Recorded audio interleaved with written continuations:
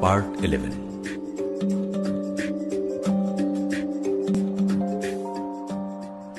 धरती के लाल समाप्त होने तक हमारे पारिवारिक जीवन का नक्शा बिल्कुल बदल चुका था।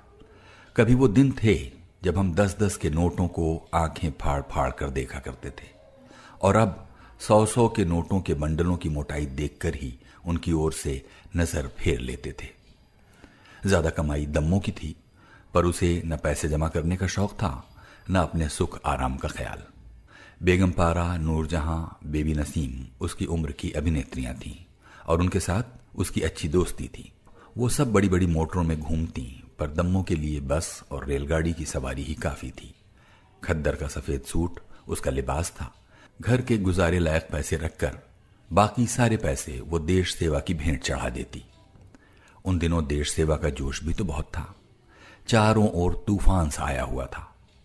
वो रात मुझे भूलती नहीं जब नेताजी के समर्थकों ने गुस्से में आकर हजारों की संख्या में कम्युनिस्ट पार्टी के केंद्रीय दफ्तर पर हमला कर दिया था। इमारत के अंदर केवल 70 व्यक्ति थे, जिनमें से काफी संख्या स्त्रियों और बच्चों की थी। बहुत भयानक घटना थी वो। इमारत की सीढ़ियां कॉमरेडों के खून से रंग गई थी। मेरी अपनी पतलून और बुशर्ट खून से तरबतर थी, और मैं पागलों की सी हालत में कह रहा था, घबराओ नहीं कॉमरेड, ये मेरा खून नहीं है। काफी देर तक मुझे सचमुच यही यकीन हो रहा था कि वो खून अन्य साथियों का था, जिन्हें कि मैं सहारा देकर ऊपरी मंजिल तक ले जा रहा था। बाद में पता लगा कि उस खून में कुछ हिस्सा मेरे अपने खून का भी था।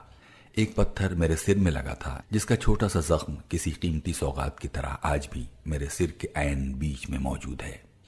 फिर याद आती है जहाजियों की बगावत। वो भी एक समय था। सारा बंबई शहर, क्या हिंदू, क्या मुसलमान और क्या पारसी, एक होकर गोरों पर टूट पड़ा था। बहादुरी भरे कारनामों की ज्यादा खबरें मुसलमानी इलाकों से आ रही थीं। हर एक घर पर कांग्रेस, लीग और कम्युनिस्ट पार्टी के झंडे लहरा रहे थे। ट्रकों पर सवार गोरे बिना किसी सूचना के दहशत फैलाने के लिए राह चलते लोगों पर शरीर के अंदर जाकर फटने वाली डमडम की गोलियां चलाकर आगे बढ़ जाते थे। पर लोगों के उत्साह का क्या कहना। इधर गोली चलती, उधर सड़कों पर फिर से लोग दिखाई देने लगते, जैसे कुछ हुआ ही ना हो। मेरे साथ चल रहा आंध्र प्रदेश का एक कॉमरेड उछल उछल कर अंग्रेजी में सिर्फ एक ही बात दोहराए जा रहा था, people are in the streets comrade, this is a revolutionary situation. लोग सड़कों पर आए हुए हैं कॉमरेड, ये इनकलाबी स्थिति है। तभी अचानक लोग बिजली की तेजी से भागने लगे। मेरा साथी और मैं एक दुकान के नीचे घुस गए। बंबई के लोग भी अजीब हैं। बारिश के मौसम में बूंदें पड़ने से कुछ क्षण पहले वो इसी तरह भागकर सिर छिपाया करते हैं। शायद उसी अभ्यास की बदौलत उन्हें पता लग गया था कि गोली चलने वाली है। हमारे छिपने की देर थी कि तड़ गोली चलने लगी, फिर दूसरे ही क्षण रुक भी गई।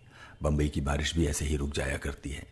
2 दुकानें आगे एक दुकान के नीचे हमारी तरह ही कॉलेज की एक लड़की ने शरण ली थी, पर पता नहीं एक साथ कितनी गोलियां उसे बेध गई थीं।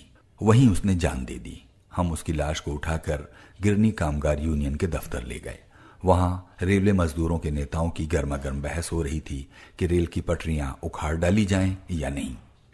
चाहे सही चाहे गलत, मैं बार बार यही सोचता हूं कि अगर उस समय हमारे नेताओं ने जनता का साथ न छोड़ा होता, अंग्रेजों से समझौता करने के बजाय बगावत की रहनुमाई की होती, तो अंग्रेजों का तंबू उसी मौके पर उखड़ जाता। उस दिन लोगों का इनकलाबी जज्बा अपनी चरम सीमा को पहुंचा हुआ था। जहाजियों की हिमायत में हवाई सेना के हिंदुस्तानी दस्तों ने भी हड़ताल कर दी थी। बंबई की पुलिस भी बिगड़ बैठी थी। नेताजी की आजाद हिंद फौज के पद चिन्हों पर चलकर सरकारी फौज द्वारा बगावती झंडा उठा लेना भी हैरानी की बात नहीं थी। तब न तो देश का बंटवारा हुआ होता, न ही पुरानी रिश्वतखोर नौकरशाही का ढांचा सलामत रहता, जिसने कि आज जनता की नाक में दम कर रखा है। पर नेताओं ने जनता का साथ छोड़ दिया और अंग्रेजों के साथ समझौता कर लिया। इस बात के लिए गांधी जी को दोष देना उचित नहीं है, क्योंकि वो तो हमेशा से अहिंसा को अपना परमो धर्म और जीवन सिद्धांत मानते आए थे, जिसे कि वो किसी भी हालत में त्याग नहीं सकते थे। एक बार नहीं, कई बार वो कांग्रेस को कह चुके थे कि उन्हें राजनैतिक मार्गदर्शन के काम से छुटकारा दे दिया जाए। पर नेहरू और अन्य कांग्रेसी नेताओं को गांधी जी के कंधों पर चढ़ने की आदत जो पड़ चुकी थी, वो अपने तौर पर कोई फैसला करना जानते ही नहीं थे। कहीं उस समय दूरदर्शी नेहरू ही देख लेते कि इनकलाब की बाढ़ को रोकने से कितने भयानक नतीजे निकलेंगे, जैसा कि बाद में उन्होंने कबूल किया था। वो निर्भीक व्यक्ति थे, शायद मैदान में ही कूद पड़ते, पर उस समय तो उनकी इनकलाबी चेतना ने भी आंखें मूंद ली थीं। आज नेताजी का ख्याल आता है, काश वो जीवित होते। इसी अवसर की आशा में तो वो अपनी आत्मा तक को गिरवी रखकर जर्मन और जापानी फासिस्टों के साथ जाकर मिल गए थे। वो उस समय यहां होते तो चुप न बैठते। लेकिन निश्चित रूप से कुछ भी नहीं कहा जा सकता। हमारे देश का सारा राजनीतिक नेतृत्व पूंजीपति वर्ग की पैदावार रहा है और इनकलाब को उसकी मंजिल तक पहुंचाने की लालसा केवल मजदूर वर्ग में होती है। उस समय मजदूरों, किसानों की सबसे महत्वपूर्ण संस्था कम्युनिस्ट पार्टी थी, पर वो भी कांग्रेस और लीग के पीछे पीछे चलने लगी थी। हालांकि वो ऐसा बढ़िया मौका था कि वो आगे बढ़कर उन दोनों पार्टियों से नेतृत्व छीन सकती थी। ये भी हो सकता है कि ये जुए की बाजी वाली बात होती। कम्युनिस्ट पार्टी की शक्ति सारे देश में एक सी नहीं थी और जंग की हिमायत करने के कारण उस पर पहले से ही देशद्रोही होने का इल्जाम लग चुका था। हो सकता है कि जनता उसके पीछे चलने के बजाय उसके उलट हो जाती। वैसे ये भी कहा जा सकता है कि अंग्रेजों से लोहा लेकर पार्टी देशद्रोही होने के इल्जाम से हमेशा हमेशा के लिए छुटकारा पा जाती। ईश्वर ही जाने क्या होता, अब इतिहास ही इन बातों का निर्णय करेगा। सरदार वल्लभ भाई पटेल और कायदे आजम मोहम्मद अली जिन्ना दोनों मिलकर बागी जहाजियों के हाथों से हथियार छुड़वाने के लिए आगे आए। कठिन समय में काम करने के उपकार के बदले में आखिर अंग्रेज सरकार ने उन्हें आपस में ही लड़ा दिया। जो इनकलाबी बाढ़ अंग्रेज साम्राज्य को बहा देना चाहती थी, वो अब अपने ही देशवासियों के पांव उखाड़ने लगी। जिस बंदर को किसी समय भागने के लिए रास्ता दिखाई नहीं देता था, वही आपस में लड़ रही बिल्लियों का इंसाफ करने के लिए बैठ गया। देखते देखते इनकलाबी लड़ाई सांप्रदायिक फसादों में बदल गई। जब बड़े बड़े राजनीतिक नेता, यहां तक कि खुद गांधी जी भी उलझन में पड़े हुए थे, तो भला हम कल के लड़के किस खेत की मूली थे? हमें क्या पता कि क्या हो रहा था और क्यों हो रहा था। जो भी हो रहा था, हम जवानी के जोश में उसमें कूद पड़ने के लिए बेकरार थे। तूफानों में घिरी हुई जीवन कश्ती टूट भी सकती थी, डूब भी सकती थी। इस बात का हमें न पता था न चिंता थी। एक फिल्म स्टार का जीवन भी अपनी जगह किसी छोटे बड़े तूफानों से कम नहीं होता। हमारा घर उन दिनों एक तरफ कॉमरेडों का कैंप, दूसरी तरफ फिल्म अभिनेताओं, निर्माताओं, पत्रकारों, फोटोग्राफरों और उनके इर्द गिर्द घूमने वाले व्यक्तियों का आकर्षण केंद्र बना हुआ था। वहां ऐसा कोहराम मचा रहता कि पड़ोसी भी तंग आए हुए थे और मेरे छोटे छोटे बच्चों पर बुरा असर पड़ रहा था। पर कोई अक्लमंद आदमी हमें रास्ता दिखाने वाला नहीं था। कोई हमें खतरों के प्रति सचेत करने वाला नहीं था। अगर होता भी तो हम उसकी बात मानने वाले नहीं थे। बंबई शहर में प्रत्येक व्यक्ति अपनी दुनिया में खोया रहता है। पड़ोसी अपने पड़ोसी से परिचित नहीं होता। सभी बड़े शहरों में यही हालत होती है। हम ये बात अपने लंदन के अनुभव से जान गए थे, पर लंदन और बंबई में बहुत फर्क था। लंदन में हमें हर प्रकार की शहरी सहूलतें प्राप्त थीं और उनमें किसी किस्म की अड़चन नहीं पड़ती थी। यातायात के अच्छे से अच्छे साधन, बढ़िया खुराक, साफ सुथरा रहन सहन, नम्रतापूर्ण व्यवहार, चप्पे चप्पे पर अस्पताल, दिन रात काम करने के लिए तैयार नागरिक सेवा विभाग, शरीफ पुलिस, सड़कों पर जगह जगह पब्लिक टेलीफोन, हर प्रकार का सुख था वहां। उसके उलट बंबई में बड़े शहर की विषमताएं तो सभी थीं, पर सहूलतें न होने के बराबर थीं। छोटी सी दुर्घटना पलक झपकते ही भयानक दुखांत का रूप धारण कर जाती थी। यही हमारे साथ भी होना लिखा था। अमीर घरों के लोग भी हमारे साथ दोस्ती करने के लिए बेचैन रहते थे। फिल्म स्टार के साथ उठने बैठने से उनकी इज्जत बढ़ती थी। जब हम उनकी घटिया पार्टियों से उकता कर पीछा छुड़ाते तो वो इप्टा या कम्युनिस्ट पार्टी को चंदा देकर हमें ललचाते। अभिनेता और खासकर अभिनेत्री बूर्जुआ समाज के लिए एक खिलौना है।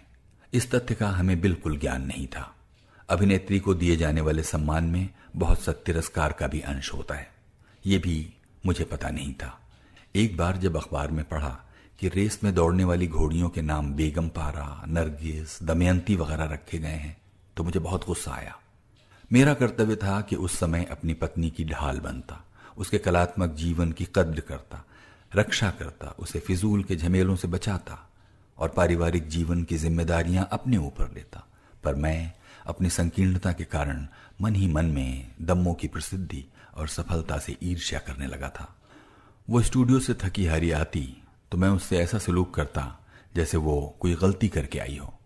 मैं चाहता कि वो आते ही घर के काम काज में लग जाए, जो कि मेरी नज़र में उसका असली काम था। अपने बड़प्पन का दिखावा करने के लिए मैं इप्टा और कम्युनिस्ट पार्टी के अनावश्यक काम भी करने लग जाता। मैं मर्द था। जिन संस्कारों में मैं पला था उनके अनुसार मर्द हर हालत में ऊंचा था, और जिन संस्कारों में दम्मो पली थी उनके अनुसार पतिपरायणता उसका पहला कर्तव्य था। बेचारी बिना किसी शिकायत के वो सारा भार उठाती गई जिसे उठाने का उसमें सामर्थ्य नहीं था। इन बातों को याद करके मेरे दिल में टीस उठती है। दम्मो एक अमूल्य हीरा था जो उसके माता पिता ने एक ऐसे व्यक्ति को सौंप दिया था जिसके दिल में न उसकी कद्र थी न ही कोई कृतज्ञता का भाव था। हमारे इर्द गिर्द एक तूफान सा मचा रहता था। श्री साउंड स्टूडियो में धरती के लाल के बाद गुड़िया नामक एक फिल्म बनी। उसके निर्माता रजनीकांत पांडे स्वयं थे और निर्देशक थे अच्युत राव रानाडे, जिन्होंने बाद में फिल्मी जीवन का त्याग करके जेल से छूटे हुए कैदियों को फिर से बसाने के काम में अपना जीवन अर्पित कर दिया था। वो बहुत विद्वान और उच्च आचरण वाले व्यक्ति थे। गुड़िया का कथानक उन्होंने इब्सन के प्रसिद्ध नाटक डॉल्स हाउस के आधार पर तैयार किया था। दम्मो और मैं उसमें मुख्य पात्रों की भूमिका कर रहे थे। एक दिन एक गीत फिल्माया जा रहा था जिसमें दम्मो बगीचे में बैठकर गाती है, आज मेरे मन में चांदनी समा गई, और मैं पास बैठकर सुनता हूं। शॉट की लाइटिंग हो रही थी। हम कुछ देर के लिए खुली हवा में खड़े होने के लिए बाहर निकल आए, रजनीकांत, दम्मो और मैं। उसी समय वहां एक बहुत बड़ी मोटर आकर रुकी जिसमें से एक व्यक्ति ने केएल सहगल को सहारा देकर उतारा। क्या ये वही सहगल थे जिन्हें 6 साल पहले हमने कलकत्ता के प्रेसिडेंट फिल्म के सेट पर मजाक करते हुए देखा था? आंखों को यकीन नहीं हो सका। सहगल के सारे बाल सफेद हो चुके थे, आंखों पर काली ऐनक थी, पर ऐसा लगता था जैसे नजर जवाब दे चुकी हो। सफेद मलमल के कुर्ते और चूड़ीदार पैजामे में से उनका कंकाल बन चुका शरीर दिखाई दे रहा था। वो ऐसे लड़खड़ा रहे थे जैसे कुछ ही दिनों के मेहमान हों। अभी तो उनकी जवानी की शिखर दोपहर थी। ये क्या हो गया था उन्हें?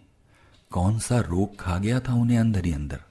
कौन सा राक्षस निगल गया था उनकी खुशियों को, उनकी बहारों को? वो व्यक्ति सहगल को बांह से पकड़कर हमारे पास ले आया। हमने आगे बढ़कर उनका स्वागत किया। सहगल साहब, कैसी तबीयत है अब आपकी? रजनीकांत ने अंग्रेजी में पूछा, पर सहगल को जैसे सुनाई ही नहीं दिया।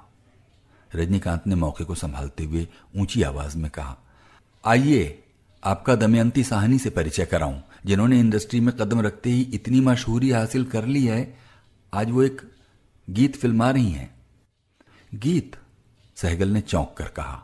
उनका मुंह ऊपर उठ गया जैसे किसी ने उन्हें दूर से पुकारा हो या यादों में किसी गीत के बोल फिर से लौट आए हों। वो काफी देर तक उसी हालत में खड़े रहे। फिर उनके चेहरे पर मुस्कुराहट आई।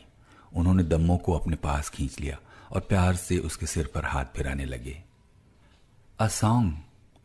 गो and sing my dear child, there is nothing in this world like a song, उन्होंने कहा। गीत? जाकर गा मेरी बच्ची, इस दुनिया में गीत जैसी कोई चीज नहीं है। दम्मो की आंखों में आंसू फूट पड़े और इसके पहले कि उसके जज्बे बेकाबू हो जाते वो दौड़कर स्टूडियो में चली गई। उस दिन काफी देर तक उससे काम न हो सका। अनगिनत लोगों की तरह उसकी भावनाओं में सहगल समाये हुए थे। वो रो रही थी और बार बार कहती, बलराज, क्या सहगल मर जाएगा? क्या उसे बचाने का कोई तरीका नहीं है? क्या हम सोच भी सकते हैं कि एक दिन दुनिया में सहगल नहीं होगा? और फिर जैसे पलक झपकते ही इस दुनिया में न सहगल रहे न दम्मो रही। दोनों ही यहां से हमेशा के लिए विदा हो गए और मैं उनसे खाली हो चुकी दुनिया के बारे में सोच ही नहीं पा रहा था। उसमें सांस ले रहा था, उसकी तल्ख हकीकतों से टकरा रहा था। 27 अप्रैल 1947 को दम्मो की मृत्यु हुई।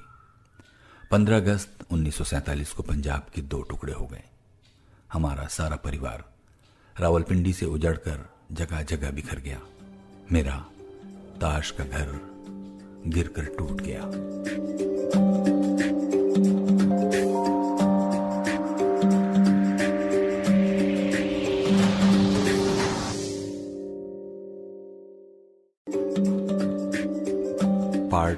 12। दम्मो की मृत्यु के बाद मैं बच्चों को लेकर रावलपिंडी चला गया, पर वहां मौत की जैसे कोई कद्र कीमत ही नहीं रह गई थी। इर्द गिर्द के गांव में हिंदुओं सिखों का भयानक कत्लेआम हो रहा था। भीष्म उन दिनों शहर की कांग्रेस कमेटी के सेक्रेटरी थे और गांव-गांव घूमकर वारदातों की रिपोर्ट तैयार कर रहे थे। उन्होंने बताया कि सैकड़ों औरतों ने अपनी इज्जत बचाने की खातिर एक कुएं में कूदकर आत्महत्या कर ली थी। कई औरतें तो अपने बच्चों को साथ लेकर कूद पड़ी थीं। रावलपिंडी शहर में कम्युनिस्ट पार्टी का शांति आंदोलन जोरों पर था। कॉमरेड कांग्रेस और लीग दोनों को आपस में समझौता करने और अंग्रेजों के साथ डटकर लड़ने के लिए चुनौती दे रहे थे। उनकी आवाज जनता के दिलों में उभरती थी, पर अब अंग्रेज स्थिति पर पूरी तरह हावी हो चुके थे और हिंदुस्तानियों को मनमाने नाच नचा रहे थे। मेरे साथी कॉमरेडों की कुर्बानी भरी सेवा ने मेरा दिल जीत लिया था। तब मैं भी उनके साथ मिलकर काम करता हुआ अपने व्यक्तिगत दुख को भुलाने की कोशिश करने लगा। अरे अब भागो लंदन जाओ, अब न गाड़ी चाले, आए तीन मदारी, ये सब प्रेम धवन के लिखे कितने ही लोकप्रिय गीत मुझे ज़बानी याद थे। मैं वो गीत गाता, भीड़ इकट्ठा करता और फिर कॉमरेड भाषण देते।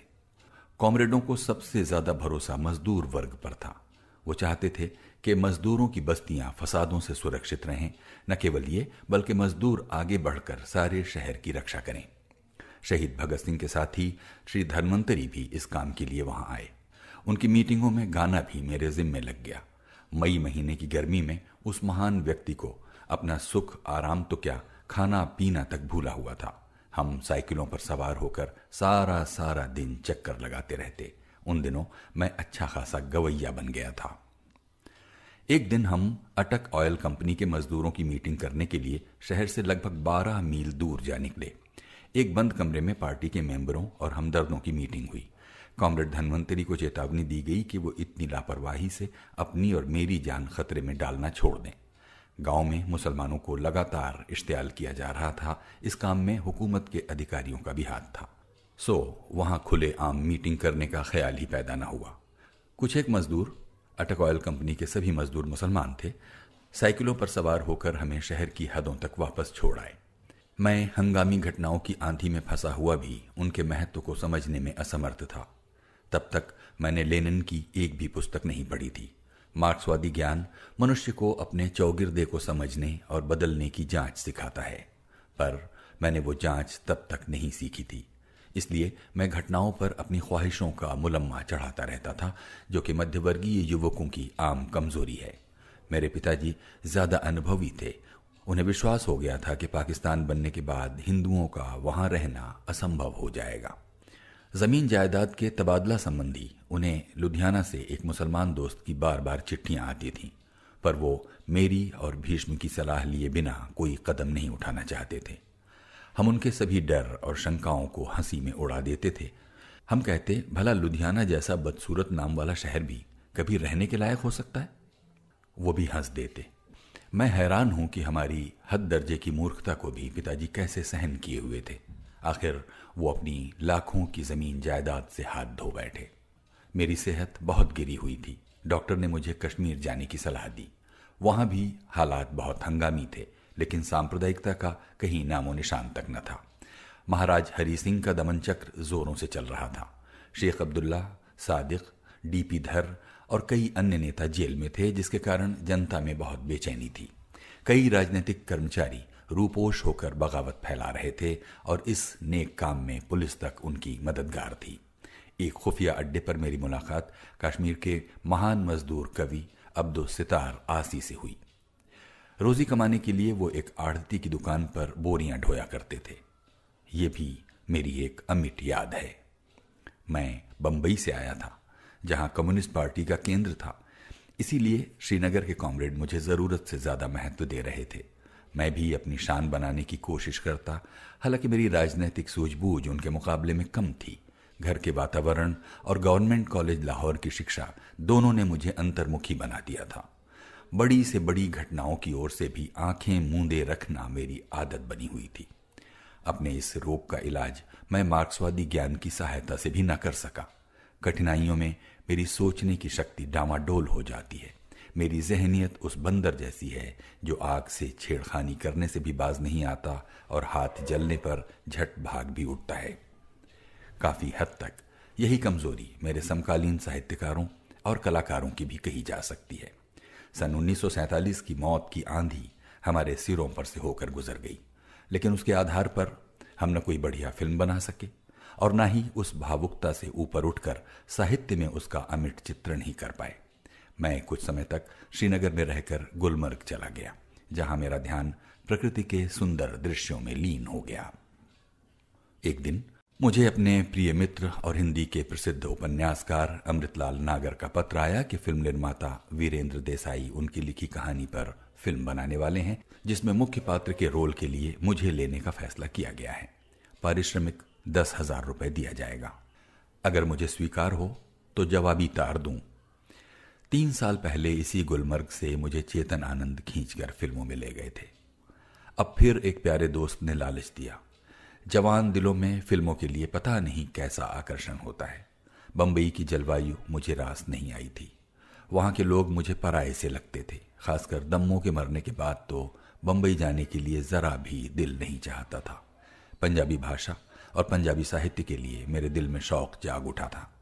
मैं चाहता था कि पंजाब या कश्मीर में ही टिके रहने का कोई रास्ता मिल जाए, पर इन सभी इरादों पर पानी फेर देने के लिए फिल्म दुनिया से आया एक पत्र ही काफी था। मुझे बिना मांगे हीरो का रोल मिल रहा था और 10,000 रुपए का कॉन्ट्रैक्ट। ये तो मेरे स्टार बन जाने की निशानी थी। मेरा दिल खुशी से उछलने लगा। जुलाई 1947 के अंत में मैं सारे परिवार को कश्मीर छोड़कर बंबई के लिए रवाना हुआ। रावलपिंडी में इस कदर का माहौल देखा कि सड़क पर चलना मुश्किल था। लाहौर से गुजरते समय मैंने गाड़ी में से जगह जगह आग की लपटें देखी, पर फिर भी मैं निश्चिंत बना आगे बढ़ता गया, जैसे उस सब से मेरा कोई वास्ता ही नहीं था। मुझे कॉन्ट्रैक्ट जो मिल गया था। उस फिल्म का नाम था गुंजन। जवानी में पांव रखने के बाद नलिनी जयवंत की वो पहली फिल्म थी। हीरो बदकिस्मती से एक के बजाय 2 निकल आए। जिसके साथ लड़की का प्यार होता है वो मैं था, पर जिसके साथ उसकी शादी होती है वो थे त्रिलोक कपूर। वो काफी अरसे से फिल्मों में काम करते आ रहे थे और अपने व्यक्तित्व का प्रभाव डालना खूब जानते थे। सेट पर वो दिन में 1-2 बार जरूर ऐलान कर देते थे कि असली हीरो वो खुद हैं। मैं मन ही मन जल भुन कर रह जाता, जैसे कोई जबरदस्ती मेरा हक छीन रहा हो। मुझे सारी सारी रात नींद ना आती। हीरो बना भी, पर पूरी तरह नहीं। आखिर पूरी तरह हीरो मैं कब बनूंगा? दूसरे शब्दों में मेरा मन ऐसे विचारों में उलझा हुआ था जिनका असली काम से कोई संबंध नहीं था। चरित्र चित्रण का कोई मनोवैज्ञानिक पहलू भी होता है, यह न मैं जानता था और न ही जानने की अभी जरूरत महसूस हुई थी। मार्क्सवादी जोश में हम उन दिनों स्तानिस्लावस्की को बुर्जुआ माना करते थे। कैमरे के सामने होशो हवास खोने और जिस्म के अकड़ जाने का अनुभव मुझे बहुत हो चुका था, लेकिन रवैया अभी भी उन दिनों जैसा था जो ठीक समय पर इलाज कराने के बजाय अपने रोग को छिपाए रहते हैं कि एक दिन वो अपने आप ठीक हो जाएगा। गुंजन की कहानी अब मुझे ज्यादा याद नहीं है, पर एक अच्छे साहित्यकार द्वारा लिखी होने के कारण उसमें विभिन्न प्रकार के सूक्ष्म दांव पेंच थे। मैंने उन्हें समझ तो जरूर लिया था, पर अभिनय में उनकी किस प्रकार अभिव्यक्ति की जाए इस तकनीक से मैं कोरा था। नागर जी खुद अभिनेता नहीं थे, इसलिए वो मेरी इस कमजोरी को पहचान न पाए। अगर मेरा वाला रोल दिलीप कुमार या राजकुमार से करवाया गया होता तो गुंजन एक यादगार फिल्म बनती, लेकिन संभव है उन दोनों ने एक नई और अज्ञात हीरोइन के साथ काम करने से इनकार कर दिया हो। शूटिंग के शुरू के दिनों में न सिर्फ मेरी असलियत का भेद खुल गया, बल्कि निर्माता की नजरों में नागर जी का महत्व भी जाता रहा। सेट पर नागर जी मुझे बड़े शौक और विस्तार से दृश्य का आगा पीछा समझाने लगते। आजकल लेखक का ऐसा करना मेरे लिए बड़ा ही सुखद और प्रेरणादायक अनुभव होता है, पर उन दिनों मेरी कल्पना ने सहज ही अचेतन मन के दरवाजे खोलकर पात्र के मनोभावों में दाखिल होना नहीं सीखा था। अगर सीखा होता तो मैं नागर जी को अपने अभिनय द्वारा वे सूक्ष्म भाव उजागर करके दिखाता जो वो चाहते थे, पर मेरी किस्मत में ये लिखा हुआ नहीं था। ये अरमान हमेशा का पछतावा बनकर रह गया है। फिल्म की शूटिंग चटमंगनी पटब्याह वाला मामला होता है। एक एक क्षण की कीमत रुपए आने पाई में गिनी जाती है। नाटक तैयार करते वक्त कई कई हफ्ते रिहर्सलें चलती रहती हैं, जिनमें नया कलाकार भी अभिनय की 2-4 सीढ़ियां तो चढ़ ही जाता है। पर फिल्मों में ये सहूलत नहीं होती। फिर कहानी सिलसिलेवार नहीं होती, उसके अगले पिछले हिस्से टुकड़ों में फिल्माए जाते हैं। कैमरा चेहरे के इतना नजदीक आ जाता है कि दर्शक कलाकार के चेहरे को किताब की तरह पढ़ सकते हैं। इस क्षेत्र में अनाड़ी कलाकार की खैर नहीं है। मेरा आत्मविश्वास एकदम जवाब दे गया। हाथ पांव ठंडे पड़ने लगे, गला खुश्क होने लगा। नागर जी क्या कह रहे हैं या क्या नहीं कह रहे, मुझे कोई होश नहीं था। एक ओर लंबे लंबे संवाद, दूसरी ओर उनकी बातें। मुझे बहुत बुरा लग रहा था। अगर उस समय मेरे हाथों में तलवार होती तो मैं उनका सिर कलम कर देता। इस बात की जरा भी परवाह न करता कि वो मेरे मित्र हैं या उन्होंने ही मुझे कॉन्ट्रैक्ट दिलाया है। निर्माता निर्देशक वीरेंद्र देसाई ने ठीक समय पर बिगड़ती हुई स्थिति को भांप लिया और नागर जी को समझा बुझाकर एक तरफ ले गए। मैंने सुख की सांस ली। मैं खुद के बजाय नागर जी को दोष दे रहा था, इसलिए मेरा स्वाभिमान टूटा नहीं। वीरेंद्र देसाई ने इस बात का फायदा उठाया। उन्होंने मेरा हौसला बढ़ाया और मेरे अंदर की तलखी शांत की। मैंने जैसे तैसे करके संवाद याद किए और हॉलीवुड के अभिनेताओं के अंदाज में नकल करके काम चला लिया। इसके बाद नागर जी ने सेट पर आना बिल्कुल छोड़ दिया। पता नहीं वो कला संबंधी क्या क्या अरमान लेकर फिल्मों में आए थे और किन निराशाओं से उनका पहले से वास्ता पड़ चुका था। मैं जानता था कि उन्होंने भी मुंशी प्रेमचंद की तरह पैसे की खातिर अपनी आत्मा को धोखा देना स्वीकार नहीं किया था। धरती के लाल और गुड़िया के सेट पर मुझे देखकर उन्होंने पता नहीं क्या क्या उम्मीदें लगाई होंगी। मुझे ध्यान में रखकर उन्होंने कितनी मेहनत से इतनी मार्मिक कहानी तैयार की थी और उसे फिल्माने की योजना में भी बढ़ चढ़कर हिस्सा लिया था। पता नहीं कितनी तारीफों के पुल बांधकर उन्होंने निर्माता निर्देशक को मेरे हक में कायल किया था। मेरी गुमनामी के बावजूद उन्होंने उस समय के हिसाब से बहुत अच्छे पैसे दिलवाए थे और खास तौर पर कश्मीर से बुलवाया था। उन्होंने शायद ये भी सोचा हो कि बेचारे को पत्नी के मरने का गम है, काम में पड़कर संभल जाएगा और शायद अपने व्यक्तिगत दुख की झलक उस दुखांत चित्रकला में भी ला सके। उनकी उपस्थिति में मैं जैसे बेलगाम बना हुआ था। वीरेंद्र देसाई जल्दी से जल्दी फिल्म खत्म करना चाहते थे। उनकी नज़र गुंजन पर नहीं बल्कि अपनी पत्नी नलिनी जयवंत पर थी। शूटिंग बॉम्बे टॉकीज के स्टूडियो में हो रही थी, जिसके सूर्यास्त की रोशनी देविका रानी और हिमांशु रॉय के बिना भी काफी तेज थी। नितिन बोस और अमीय चक्रवर्ती जैसे प्रसिद्ध निर्देशक अब भी वहां विराजमान थे। बरामदों में सादत हसन मंटो, भगवती चरण वर्मा, उपेंद्र नाथ अश्क वगैरह लेखक चलते फिरते नजर आते थे। हर दूसरे चौथे दिन कोई न कोई नामवर हस्ती सेट पर आ जाती। गुंजन पूरी होने से पहले ही नलिनी जयवंत को शशिधर मुखर्जी ने अपनी फिल्म साथी में ले लिया, जिसके निर्देशक रमेश सहगल थे। नलिनी न सिर्फ अच्छी कलाकार थीं, उनकी सुंदरता भी अनुपम थी। गुंजन के जर्मन कैमरामैन वर्शिंग ने उनके रूप को और भी 4 चांद लगा दिए थे। एक दिन डेविड के साथ मेरा दृश्य लिया जा रहा था।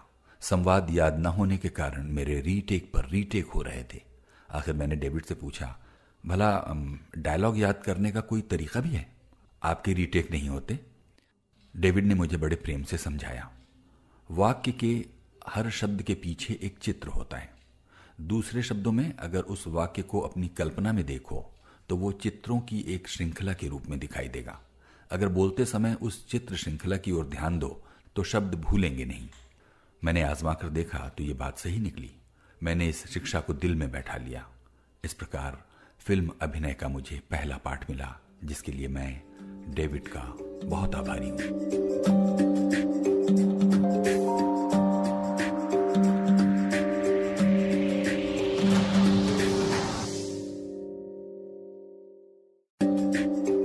पार्ट 13।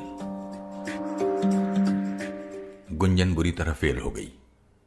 अमृतलाल नागर फिल्मों को तिलांजलि देकर लखनऊ चले गए और उन्होंने अपना जीवन पूर्ण रूप से साहित्य को समर्पित कर दिया। फिल्म की रिलीज पर वो आए थे। मुझे आज की तरह याद है कि एक शाम नलिनी, वीरेंद्र, नागर और मैं जुहू के समुद्र तट पर बैठे हुए थे। काफी देर इधर उधर की बातें होती रहीं।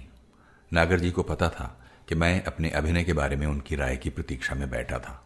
आखिर उन्होंने अपनी ऐनक में से मेरी ओर घूर कर देखते हुए कहा, बहुत अच्छे बलराज भाई, बहुत अच्छे। कड़क समालोचना हम फिर कभी करेंगे। उन्होंने कितना बड़ा पत्थर छाती पर रखकर यह कहा होगा। पर वो फिल्मों में जितना अरसा रहे, एक बात अच्छी तरह जान गए थे कि नए अभिनेता की आलोचना कभी नहीं करनी चाहिए, क्योंकि उसका हौसला बहुत जल्दी टूट जाता है। मैंने कई मौक़ों पर खुद से पूछा है कि अगर वो उस समय खरी खरी सुना देते तो क्या वो मेरे लिए अच्छा होता या बुरा। इस बात का मुझे जवाब नहीं मिला है। हाँ, नागर जी का वो वाक्य लगातार मेरे कान में खटकता रहा है। मैं खुद को बहुत बार धोखा देता था, पर फिर भी इस बात से आंखें मूंद नहीं सकता था कि मेरे काम में नुक्स थे। वो क्या थे? अच्छा होता कि संशय में रखने के बजाय मुझे उनके बारे में बता दिया जाता। नागर जी ने जब कभी मेरे बारे में कुछ लिखा या कहा है, ये अफसोस जरूर प्रकट किया है कि फिल्मों ने एक साहित्यकार छीन लिया है। मैं खुद इस बात को स्वीकार करता हूं। मेरी लालसा ये रही है कि साहित्यकार बनूं। फिर भी मैं दावे के साथ नहीं कह सकता कि नागर जी का फिल्में छोड़ जाना पूरी तरह ठीक था या मेरा न छोड़ना पूरी तरह गलत था। मैं नहीं कह सकता कि साहित्य के क्षेत्र में मैं क्या कर दिखाता, लेकिन फिल्मों के जरिए मैंने अभिनय कला सीखी और एक अभिनेता की बड़ी अजीब और सुखद मानसिक दशा का स्वाद चखा। ये भी एक प्राप्ति है। देखते देखते नलिनी जयवंत चोटी की कलाकार बन गई। उन्होंने माटुंगा वाला एक कमरे का फ्लैट छोड़ दिया, जहां वो दिन भर की शूटिंग के बाद अपने हाथ से खाना बनाती थीं और पति पत्नी दोनों एक ही थाली में खाते थे। उनके उस छोटे से घर में मुझे भी बहुत आनंद मिला करता था। अब उन्होंने चैम्बूर में बहुत बढ़िया बंगला बना लिया था और उसकी साज सजावट पर पानी की तरह पैसा बहाया था, जो कि फालतू पैसे की अधिकता के कारण कामयाब फिल्मी हस्तियों की आम आदत है। मैं कभी कभी उनसे मिलने चला जाता था। दोनों मुझे बड़े प्यार से मिलते थे। वीरेंद्र मुझे अपने घर की खास खास चीजें दिखाते, पर मुझे उनके चेहरे पर पहले जैसी खुशी और तृप्ति दिखाई नहीं देती थी। दिन प्रतिदिन उनके पास पैसा बढ़ता गया, प्यार घटता गया। पति पत्नी में लड़ाई झगड़े शुरू हो गए। आखिरकार वो एक दूसरे से अलग हो गए। मैं कभी वीरेंद्र को बस स्टॉपों पर लोगों की लाइन में खड़े देखता तो मुंह दूसरी तरफ मोड़कर गुजर जाता। नाकामियों और जमाने की ठोकरों से बेहाल बने वीरेंद्र आखिर इस संसार से चलते बने। श्याम ने भी मेरे पड़ोस में अपना बंगला बनवाया था। एक दिन खबर मिली कि आउटडोर शूटिंग करते हुए वो घोड़े पर से गिरकर मर गए हैं। सुनकर बहुत दुख हुआ। श्याम जी रावलपिंडी के थे और हमारे परिवारों का आपस में बहुत प्यार था। वो मेरी बहुत इज्जत करते थे। मातमपुरसी के लिए मैं घर से पैदल चल पड़ा, क्योंकि मेरी मोटरसाइकिल का ड्राइवर नहीं आया था। यह भी अपने आप में एक दिलचस्प किस्सा है। मोटर के लिए ड्राइवर रखना आम बात है, पर मोटरसाइकिल के लिए ड्राइवर रखने वाला मैं इतिहास में शायद पहला आदमी था। मैं अपने तजुर्बे से बहुत जल्दी सीख गया था कि किसी फिल्म स्टूडियो के फाटक में पैदल दाखिल होना अपमान की बात है। दरबानों और पहरेदारों को पैदल आने वाले लोगों से बुरा सलूक करने में बहुत मजा आता है। हास्य अभिनेता दीक्षित अपने बीते अपमानों की याद में स्टूडियो में दाखिल होते समय अपनी मोटर से उतरकर दरबान को प्रणाम किया करते थे। एक दिन मेरे मित्र मामा फसालकर ने मुझे बताया कि वीर शांताराम के छोटे भाई अवधूत के पास एक बिल्कुल नई 5 हॉर्स पावर AJS मोटरसाइकिल है, जिसे वो बेचना चाहते हैं। मैंने किसी न किसी तरह पैसा बटोर कर उसे खरीद लिया, पर उस शैतान के चरखे को चलाए कौन? उसे तो देखकर ही मुझे डर लगता था, चलाने की तो बात ही अलग थी। मामा फसालकर को चलानी आती थी और चलाने का शौक भी था। उन दिनों वो थे भी बेकार। एक फिल्म में ख्वाजा अहमद अब्बास की सहायक बनकर वो लाहौर गए थे और वापस आने पर उन्हें कोई काम नहीं मिला था, सो मैंने उन्हें मोटरसाइकिल की ड्राइवरी का काम दे दिया। वो चलाते, मैं पीछे बैठता। बदले में वो मेरे यहाँ खाते और सो रहते। उस दिन वो किसी कारणवश आए नहीं थे, सो मुझे बस में जाना पड़ा। उन दिनों चैम्बूर का रास्ता बहुत ऊबड़ खाबड़ सा था। जब मैं सायन में बस बदलकर दूसरी पर सवार हुआ तो सामने की सीट पर एक परिचित स्त्री को देखा। उसने गुड़िया में दम्मों की सहेली का रोल किया था। वो थी भी रावलपिंडी की, मुसलमान स्त्री थी, छोटी आर्टिस्ट थी, पर दम्मों को इन बातों का कोई ख्याल नहीं होता था। वो उसके साथ बहुत अच्छी तरह से पेश आती थी और उसकी अच्छी खासी सहेली बन गई थी। मैंने उसे बड़े प्रेम से हाथ जोड़कर नमस्ते की, पर उसने मुझे देखते ही आंखें फेर लीं। जब मैं चैम्बूर यूनियन पार्क पहुंचा तो लोगों की भीड़ का कोई अंत नहीं था। मैं धक्के खाता और धक्के मारता हुआ आगे बढ़ा। श्याम की कहर की मौत हुई थी। उस समय मैं उनके परिवार के लोगों के साथ खड़ा होना चाहता था। जब मैं उनके पास गया तो उन लोगों ने मेरी ओर से वैसे ही मुंह फेर लिया जैसे बस में उस स्त्री ने फेरा था। फिल्मी लोग जलती क्षमा के परवाने होते हैं, ये चीज मैंने दम्मों के मरने के बाद ही देख ली थी। पर अपने सगे संबंधी भी ऐसा व्यवहार कर सकते हैं, ये शिक्षा मुझे उस दिन मिल गई। मुझे ऐसे लगा जैसे उस परिवार के लोगों की एक आंख आंसू बहा रही थी और दूसरी उस शोक में शरीक होने वाले फिल्म स्टारों की हाजिरी लगा रही थी। वो दिन सचमुच बहुत मुश्किलों भरे थे। देश के बंटवारे के बाद अपना सब कुछ खोकर पिताजी दरबदर हुए फिर रहे थे। किसी एक जगह उनका दिल नहीं लगता था। परिवार के बाकी लोग मेरे यहाँ आए हुए थे। मेरे छोटे भाई भीष्म और उनकी पत्नी शीला जयंत देसाई की एक फिल्म की डबिंग में हिस्सा लेकर घर का गुजारा चलाने में सहायक हो रहे थे। मैं खुद कभी ऑल इंडिया रेडियो और कभी फिल्म डिवीजन के दरवाजे खटखटाता। ऊपर से एक और मुसीबत ये आ गई कि कम्युनिस्ट पार्टी की सन 1948 की कांग्रेस के बाद धीरे धीरे इप्टा का भी बेड़ा गर्क होता जा रहा था। इप्टा का मुझे बहुत सहारा था, क्योंकि फिल्मों में असफल होने पर भी वहां मेरा असर रसूख था। पर कम्युनिस्ट पार्टी की रणदिवे नीति के अनुसार जवाहरलाल नेहरू अंग्रेजी और अमरीकी साम्राज्य के बगल बच्चे बन गए थे। कम्युनिस्ट पार्टी ने सभी बूर्जुआ लोगों को मजदूर वर्ग और देश का दुश्मन करार दे दिया था। देश की आज़ादी को कबूल करने और कांग्रेस हुकूमत के हाथ मजबूत बनाने के बजाय उसने उसके खिलाफ बगावत करने का नारा बुलंद कर दिया था। तब कम्युनिस्ट पार्टी के विभिन्न क्षेत्रों में बूर्जुआ अंशों को दुत्कारा जाने लगा। कल तक जिन्हें सम्मान दिया जा रहा था वो अब दुश्मन वर्ग के समझे जाने लगे। कई मेंबर किसी न किसी बहाने पार्टी में से निकाल दिए गए। कई सरकारी दमन से डरकर भाग खड़े हुए। कई बिना कुछ कहे पार्टी छोड़ गए। ऐसे लोगों में ख्वाजा अहमद अब्बास जैसे महत्वपूर्ण साथी भी थे। नई पार्टी लाइन के सिर पांव का मुझे भी कुछ पता नहीं लगता था, पर दम्मों के शव को लाल झंडे से ढककर दाह संस्कार किया गया था। पार्टी मेरे जीवन का अभिन्न अंग बनी हुई थी। पार्टी में रहकर ही मैंने अक्ल को इनकलाबी जोश के मुकाबले में अधिक महत्व देना सीखा था। अब मैं उसी तेजी से पार्टी के सामने अक्ल के दरवाजे बंद करके जोश को अधिक महत्व देने लगा। उसी जोश से प्रभावित होकर मैंने जादू की कुर्सी नामक नाटक लिखा। मेरे एक साथी रामा राव ने, जो उस समय इप्टा के जनरल सेक्रेटरी थे, मुझे बहुमूल्य सुझाव दिए। नाटक यद्यपि मेरे नाम से ही प्रसिद्ध हुआ, पर वास्तव में वो हम दोनों की साझी रचना थी।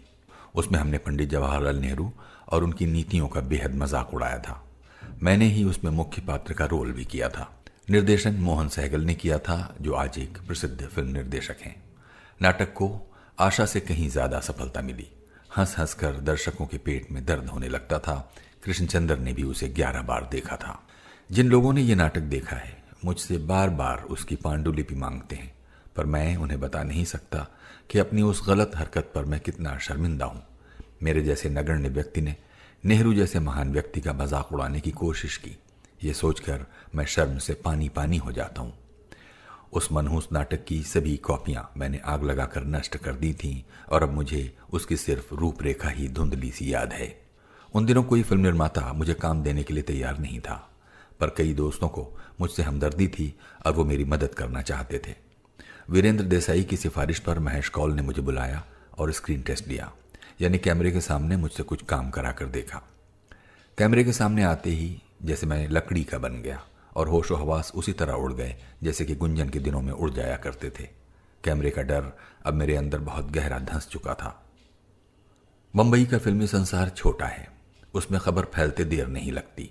शाहिद लतीफ ने अपनी फिल्म बुज़दिल में मुझे एक अच्छा रोल देने का वादा किया हुआ था।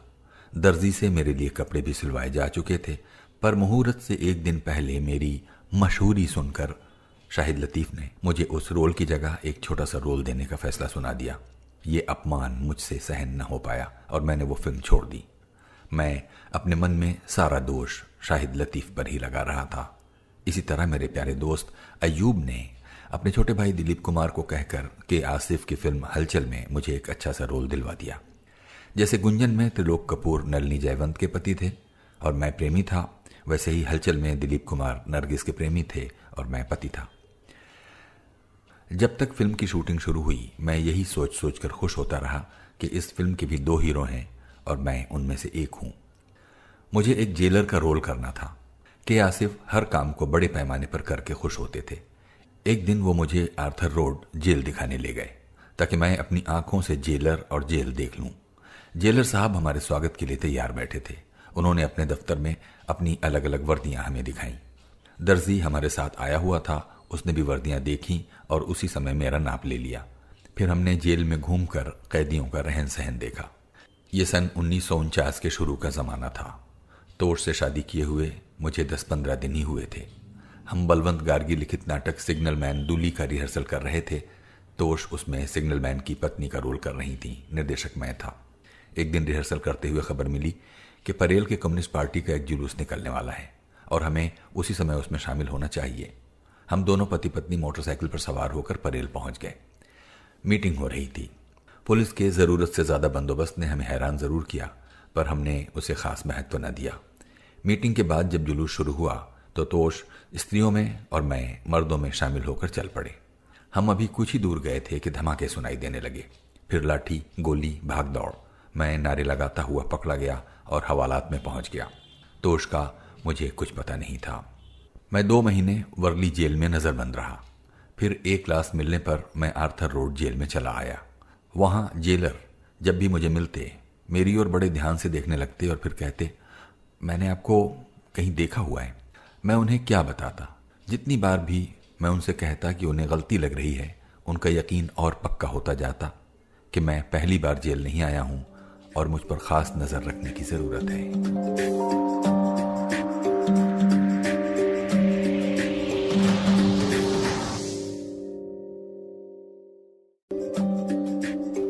पार्ट 14।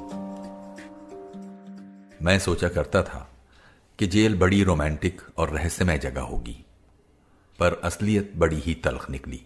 आखिर उस शासन की बर्बरता पर क्या शक, जिसे कायम रखने के लिए मनुष्यों को जानवरों की तरह पिंजरे में बंद करना पड़े।